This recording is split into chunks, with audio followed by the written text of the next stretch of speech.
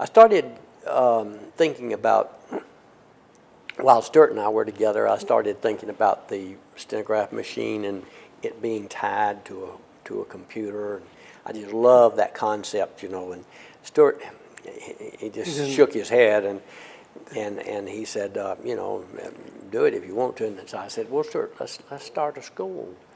And I mean, you know, I'm going to play golf, and I'm just not into that. So he wouldn't join me, but I started it, and then we got accredited, and I went up to see Laura, and I've forgotten her husband's name, but the Kumanoffs, who had Sten-Trans Systems in Washington, D.C. And Elizabeth Condrey was the person who was running the Washington, D.C. Institute. And so they had chosen to do the Sten-Trans system too. So I was the second school in the United States that was offering a computer-compatible theory.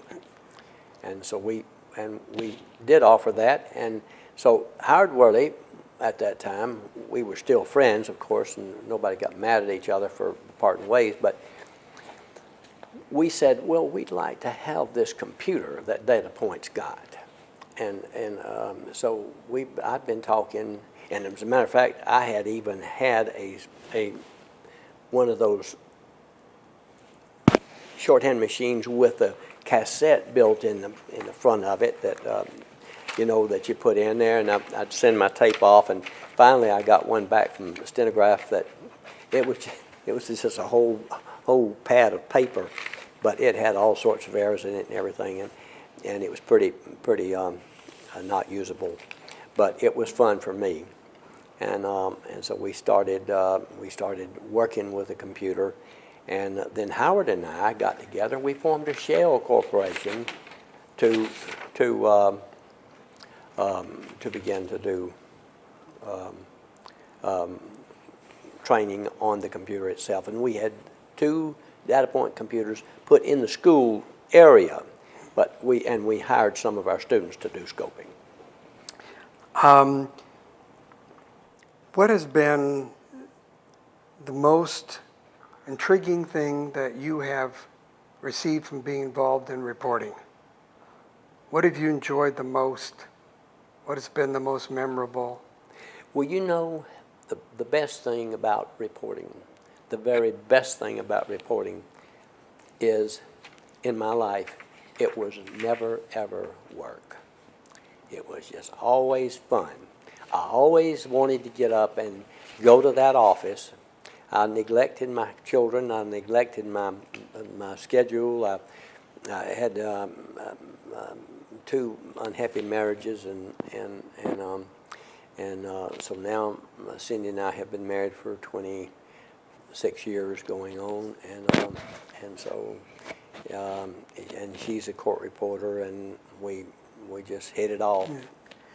If your peer group got together and they decided to reminisce about you, what would they say? He is crazy. Absolutely out of his mind. I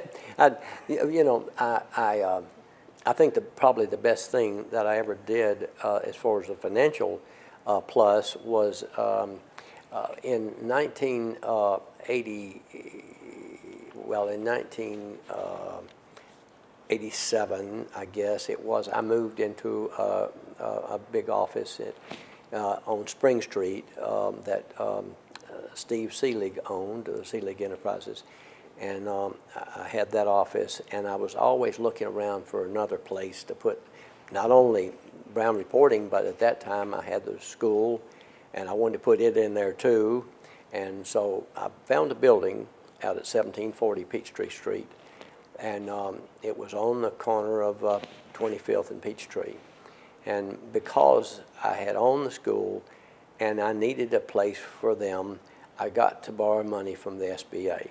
So I borrowed $100 and something thousand, $100 and something $1,000, I guess, from the SBA, and they granted me a license to buy the school. because I had the school and I had the reporting firm and I could use the space. So you got covered all the bases in your reporting career. How would you like to see your contributions to the profession remembered?